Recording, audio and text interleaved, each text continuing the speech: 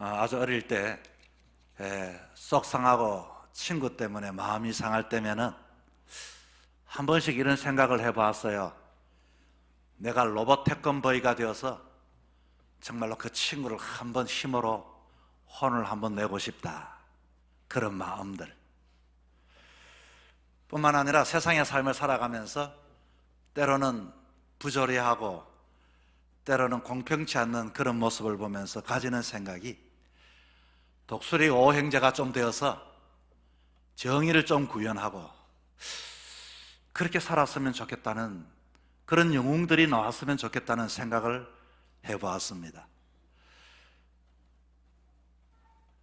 그런데 그 영웅들은 그때만 그런 것이 아니라 오늘 이 시대에도 우리 사회를 되돌아볼 때 사람들의 마음속에 좀 힘이 있어 봤으면, 좀 능력이 있어 봤으면, 좀 뭔가 영웅이 나타나서 이것을 좀 해결해 줬으면, 이런 하는 마음들을 사람들은 모두가 가지고 살아갑니다. 소설 이 반지의 제왕에 보면은 사람들이 기대하는 영웅들이 있었습니다. 특별히 아마 당당한 왕의 혈통인 아라곤이 우리들의 영웅이 아닐까. 그리고 백발백중의 명궁 레골라스가 우리들의 영웅이 아닐까. 저 용맹한 전사 김리 같은 이들이 영웅이 아닐까.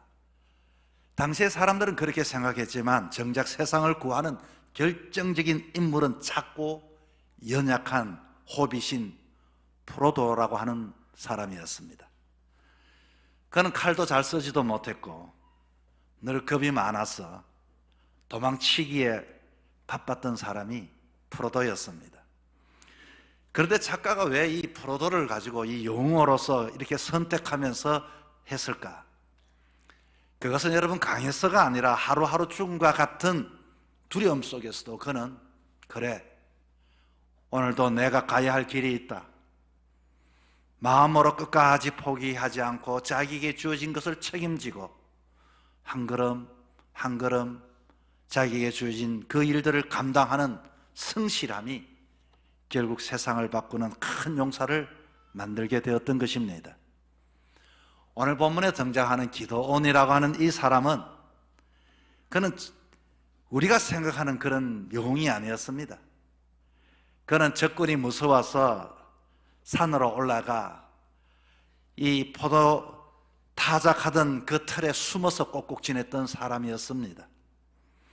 그리고서 하나님의 사자가 나타났을 때 그는 이렇게 변명합니다. 나는 가장 작은 집안의 가장 작은 자입니다. 그런데 하나님은 그를 향하여 뭐라고 말합니까? 큰 용사여, 여호와께서 너와 함께 하시도다.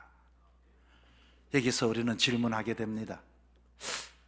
하나님이 보시는 큰 용사는 어떤 자일까? 우리 생각하고 우리 기준하고 너무 다르다는 겁니다. 최근 실화를 바탕으로 제작되어진 영화 신의 악단이란 영화를 보았습니다.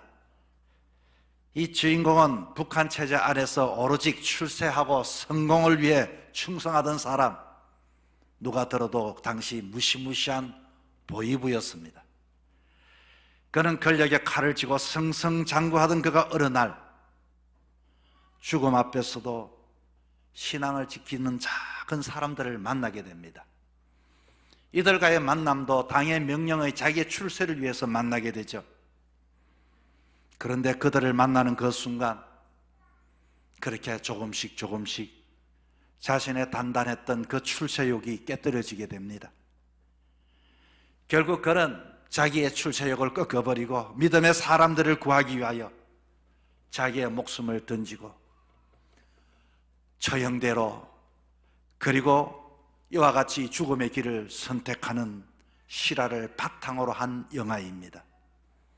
세상의 눈으로 볼 때는 그는 처음에는 성공한 사람처럼 보였고, 그리고 그렇게 자기 인생을 그렇게 마치는 모습을 보며 패배자로 보였지만, 하나님 보시기에는 바로 그가 시대를 깨우는 큰 용사였던 것입니다. 우리가 세상의 삶을 살아가며 이런 용사들을 만나면서 소망을 가지게 되고 희망을 가지게 되는 것이죠. 오늘 이 말씀은 특별한 영웅의 신화의 말씀을 제가 여러분에게 드리려고 하는 것이 아닙니다.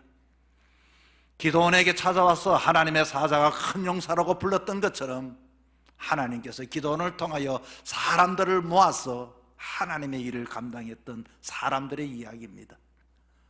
물론 우리들이 이와 같이 이 말씀을 들으면서 그 말씀에 아멘할 때 우리 또한 하나님의 큰 용사가 되고 하나님이 함께하는 사람으로서 정말로 우리의 남은 여정도 승리하며 살아가게 되어질 것입니다. 오늘 주어진 말씀을 통하여 저와 여러분에게 은혜가 있기를 축원합니다. 첫째는 하나님 앞이 하나님이 기준하는 큰 용사는 어떤 사람일까요? 그는 이 땅에 세상의 사람들의 계산, 인간의 계산대로 사는 것이 아니라 철두철미하게 하나님을 붙잡으며 하나님을 의지하는 사람이 바로 큰 용사가 되어질 수 있습니다. 이제 기도원이 나팔을 불어봤습니다. 나팔을 불었더니 하나님 말씀에 순종하여 나팔을 불었더니 32,000명의 사람들이 모였습니다.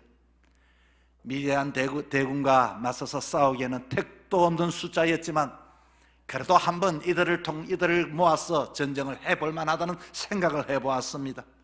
그런데 이게 웬일입니까? 하나님께서 숫자가 너무 많다라고 말을 합니다. 오늘 본문 2절에 왜 하나님이 숫자가 많다고 하는 그 의도가 뭘까? 이스라엘이 나를 거슬려 스스로 자랑하기를 내 손이 나를 구원하였다 할까 합니다. 다시 말하면 이들은 이렇게 나름대로 이만하면 한번 상대해 볼 만하다고 해서 싸움을 했을 때 이기면 우리가 잘해서 이겼고 지면은 하나님께서 도와주지 않아서 우리가 졌다라고 할 만한 그런 상황이었습니다. 정말로 인간적으로는 모든 것에 인간의 숫자로는 감당하지 못하지만 하나님께서 하셨다는 것을 보여주시기 위하여 하나님은 그 32,000명의 사람들을 보면서 사람이 많다라고 이렇게 말씀하셨습니다. 여러분, 우리는 세상의 삶을 살아가되 늘 언제나 세상의 이 계산을 가지고 살아가는 것이 우리들의 습성이고 우리들의 삶의 방식이었습니다. 그래서 우리는 더 많이 배우려고 하고 더 높이 올라가려고 하고 더 많이 가지려고 하고 더 많은 것을 확보하려고 합니다. 그러다 보니 하나님을 믿으면서도 하나님은 우리에게 이와 같이 나를 도와주시는 분으로만 생각할 것이지 내가 하나님 앞에 믿음으로 이와 같이 붙들려 산다는 생각을 하지를 않고 살아갈 때가 많이 있습니다. 그래서 어떤 분들은 예수님을 믿자 말자 자기 일이 잘못되어지면 예수님을 내가 믿었더니 교회 출석했더니 좋지 않은 일들이 생기는 걸 보니 나에게 도움이 되지 않으니 내가 그만 다니겠다고 하시는 분들이 간혹 있습니다. 물론 그 사람은 초짜의 신앙인이지만 우리가 신앙에 10년, 20년, 30년을 믿으면서도 내 요구대로 내 계산대로 되지 아니할 때는 우리는 가차없이 하나님 왜 나를 도와주지 않느냐고 인간적인 이와 같은 계산을 가지고 하나님을 붙들 때가 있습니다. 큰 용사는 그러나 거기엔 환경과 여건에 휘둘리지 아니하고 오로지 내가 주님께 붙잡힌 바 되어 내가 300명이라도 내가 이와 같이 작은 숫자라 할지라도 내가 부족하다 할지라도 하나님께서 하신 것에 대하여 이와 같이 전적으로 수긍하고 나가는 사람만이 큰 용사가 되어질 수가 있는 것입니다. 여러분, 하나님을 붙잡은 300명 이들은 과연 두려움이 없었을까요? 기도원이 말합니다. 두려운 자는 떠나가라고 말했을 때 사람들이 모두가 숫자가 줄어들기 시작합니다. 10,000명이 떠나고 20,000명이 떠나고 남아있는 사람들의 마음에도 두려움이 컸겠죠. 얼마나 컸겠습니까? 이들도 여전히 두려움의 사람입니다. 그러나 이들에게 차이가 과연 뭘까요? 이들과 떠난 사람의 차이는 인생의 삶의 가치, 승리의 가치는 나에게 있는 것이 아니라 내가 두렵지만 그러나 내가 하나님 앞에 우선적인 삶을 두는 사람만이 이와 같이 큰 용사가 되어질 수 있다는 것을 우리에게 말씀해 주고 있는 것입니다. 우리 신앙의 삶, 여러분, 우리가 이 제자인가 팬인가 제자인가라고 카일이 쓴 책에 의하면은 오늘도 많은 사람들은 제자로 부름받았지만은 팬으로 삶을 살고 있다고 하는 것입니다. 이 책에서는 잘 되면 내 탓이요 안 되면 하나님의 탓으로 심리를 꿰뚫는 질문이 나오는데, 당신은 하나님을 믿으면서 하나님을 활용하고 있습니까? 아니면 하나님 앞에 헌신의 삶을 살고 있느냐고 질문하고 있습니다. 당신은 예수님을 당신의 삶을 도와주는 비서로 여깁니까? 아니면 당신의 삶을 다스리는 주인으로 여기고 있습니까? 라고 마지막에 묻고 있습니다. 우리 신앙과 많이 닮았죠? 우리는 예배도 참여하고 봉사도 하지만 결정적인 사항에는 재빨리 계산을 하고 빠져나갈 때가 많이 있습니다. 물론 믿음의 그룹에 있으면서도 때로는 내가 이득이 되지 않고 계산에 맞지 않으면 참 신기하게도 꼭 타이밍에, 헌신해야 할 타이밍에 빠질 수밖에 없는 일이 많이 생깁니다. 갑자기 바쁜 일이 터지고 빠져야 하는 합당한 이유가 생기고 빠질 수밖에 없는 기가 막힌 상황이 펼쳐지고, 이번에는 집안일이요, 이번에는 이와 같이 경제적이요, 이번에는 이와 같이 건강의 문제요, 이번에는 형편의 문제요, 자녀의 문제요. 우연이 아니라 내 계산과 때로는 이렇게 수고하고 헌신한다 할지라도 내 삶의 우선순위에 언제나 주님은 2등으로 3등으로 밀려날 때가 많이 있습니다. 이런 사람은 절대적으로 영웅이 될 수가 없습니다. 하나님의 용사는 가치의 우선순위를 바로 정하고 하나님을 믿는 사람입니다. 하나님의 전쟁은 숫자로 싸우는 것이 아니라, 군대의 규모가 아니라 모인 사람들의 마음속에 정말로 내 삶의 우선순위가 누구인가, 아무리 급하고 아무리 바쁘고 힘든 일이 있어도 내 삶에 이와 같이 사명과 역할이 나의 우선순위가 무엇인가를 아는 사람만이 하나님은 용사로 사용하시고 이 시대의 영웅으로 만들고 계신다고 하는 것입니다. 여러분 생각해 보십시오. 어린아이에게 아무리 105의 크레파스를 손에 쥐어준들 어떤 그림을 그려낼 수 있겠습니까? 이와 같이 크레파스를 좋은 필기를 가졌다고 작품을 만들 수 있겠습니까? 그러나 피카소에게는 몽땅 자루의 그 한 자루에 이와 같은 연필만 들려 있어도 피카소로가 하는 이와 같은 능력의 화가가 그림을 그려나갈 때는 작품이 되는 것처럼, 우리들의 인생의 작품은, 가치 우선순위는 내가 소유하고 가지고 숫자가 아니라 전지전능하신 하나님 앞에 내 인생을 드리는 사람만이 이와 같은 놀라운 영웅이 되어질 수 있는 것을 우리에게 이와 같이 생각하게 하는 것입니다. 여러분, 우리가 자꾸 신앙의 결전 앞에 서지 못하는 것은 하나님께서 나에게 주신 모든 시간과 기회와 은사를 선물로 보지 못하고 내 것으로 사소한 것에 다 허비하기 때문에 우리는 절대로 용사가 될 수가 없습니다. 그러나 다시금 우리는 하나님 앞에 이 겁많은 기도원도 용사가 되고 거기에 참여했던 사람 중에 특별한 사람만이 된 것이 아니라, 오로지 두려움이 있지만 그러나 내가 주님을 붙잡겠다고 생각했던 그 사람이 용사가 되었던 것처럼 이 땅의 삶을 살아가면서 내 계산대로 인생 살지 말고 하나님 앞에 내 인생을 이와 같이 들이멀어서 남은 여정도 용사로서 삶을 살아가는 백성이 되기를 주의 이름으로 축복합니다. 두 번째는, 큰 용사는 사사로운 순간에도 성도의 품격을 지키고 가지는 사람들입니다. 하나님은 이제 10,000명밖에 32,000명 중에 사람들이 떠나고 10,000명의 군사를 물가로 인도하셨어요. 이들이 훈련하고 이와 같은 상황 속에 얼마나 목이 말랐겠습니까? 그런데 그렇게 목이 말라 물가로 인도했더니 물을 마시라고 했더니 이들은 너무 목이 말라서 그냥 물을 마시기에 급급했습니다. 본능에 충실했던 모습입니다. 하지만 그러나 그 중에 300명은 한 손으로 물을 떠서 사방을 경계하면서 이와 같이 물을 마셨다고 합니다. 그런데 하나님이 선택한 것은 이와 같이 300명의 사람을 군사로 선택했습니다. 여러분, 이 말은 무슨 뜻입니까? 하나님 임재 연습이라고 하는 책에 보면은 로렌스라고 하는 사람이 자기는 수도원의 식당에서 일하는 사람이었습니다. 주방에서 일을 하면서 그는 신학자도 아니고 고위성직자도 아닌데 그는 말년에 이와 같이 자기의 살아왔던 삶을 책으로 만들었습니다. 그리고 수십 년, 수백 년 동안 많은 사람들에게 영적인 감동을 주었던 사람이었습니다. 당시 수도원 주방은 수백 명의 식사를 준비해야 하는 소란스럽고 너무나도 힘들고 고된 장소였습니다. 하지만 로렌서는 이와 같이 수도원에 일하는 주방으로서 일하는 사람으로서만 아니라 그곳에서 그는 접시 하나를 닦을 때도 하나님의 영광을 위해서 닦는다고 고백을 합니다.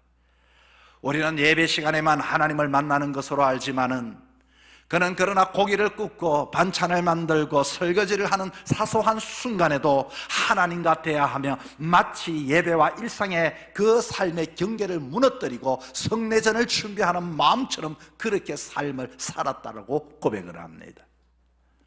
그는 이렇게 책에 씁니다. 나는 내 주방의 소란한가? 북적거리는 속에서도 나는 마치 무릎을 꿇고 성찬을 받을 때처럼 평온하게 하나님을 소유하면서 생활을 했다.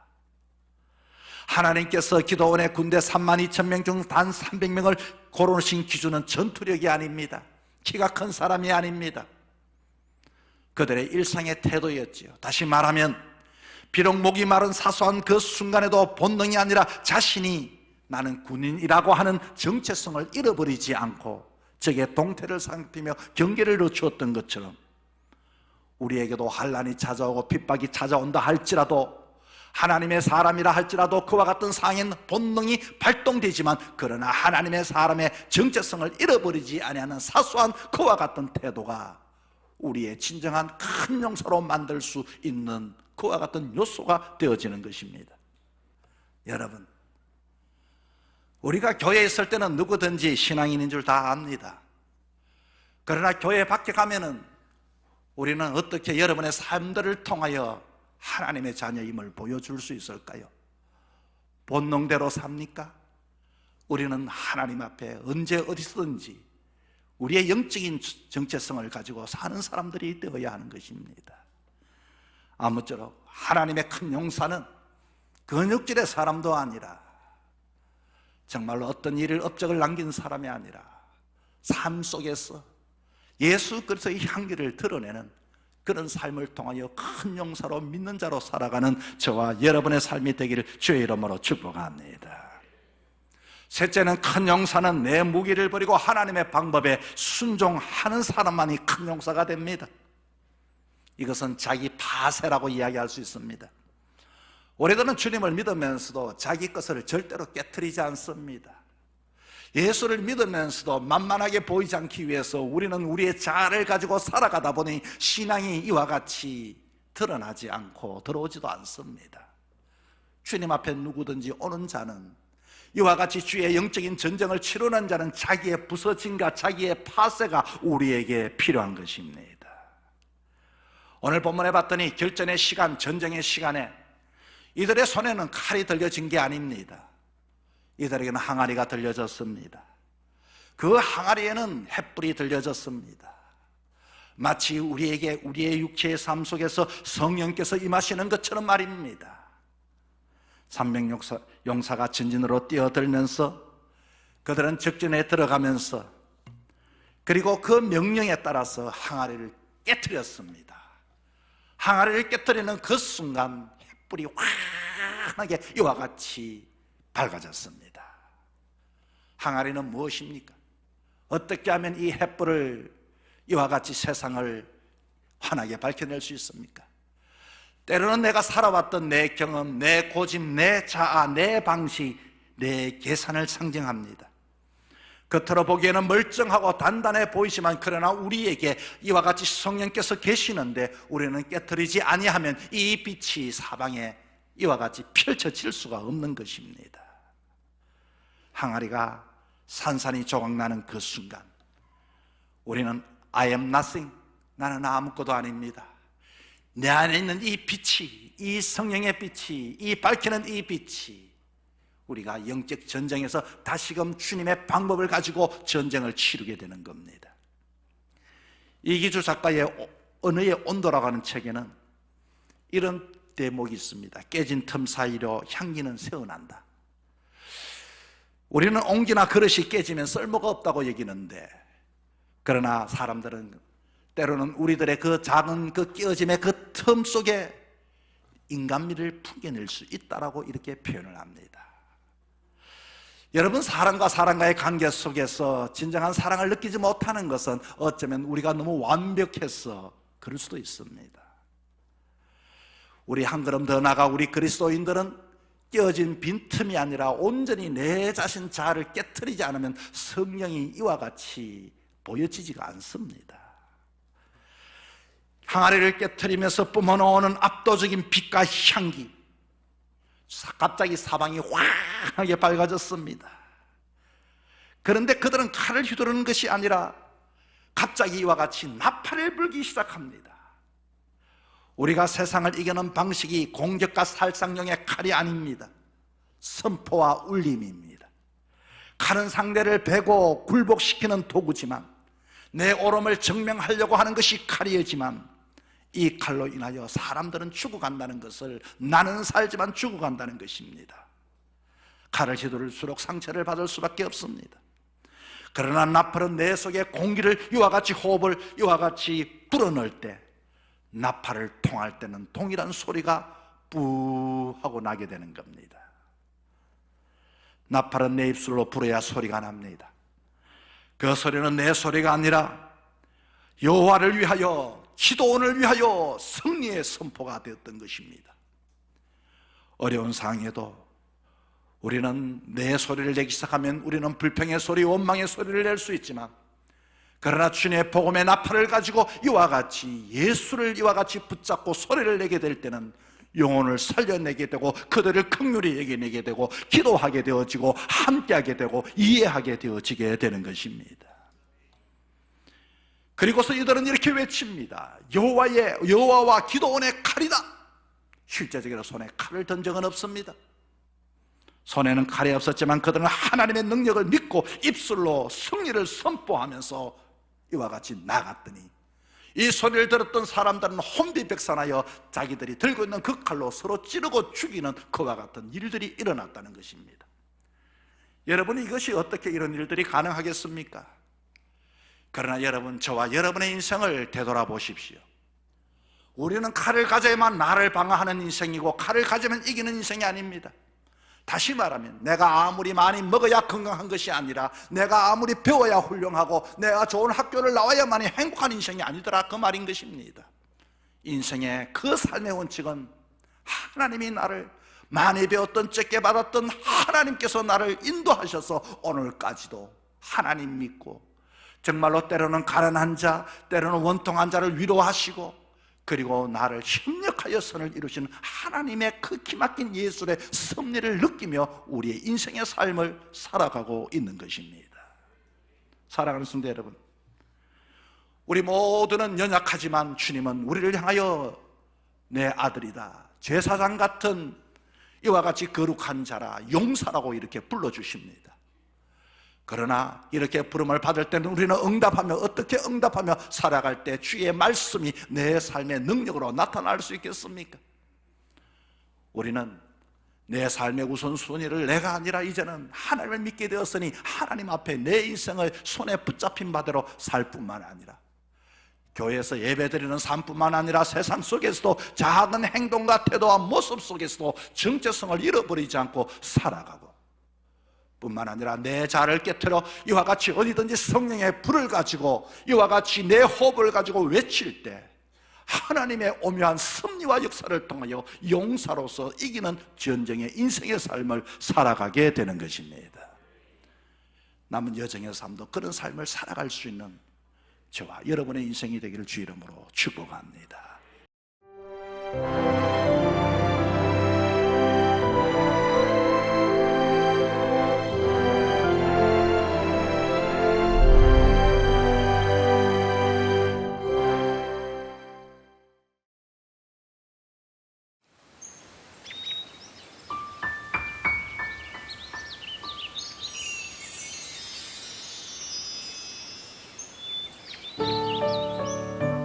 생명을 살리는 방송 CBS TV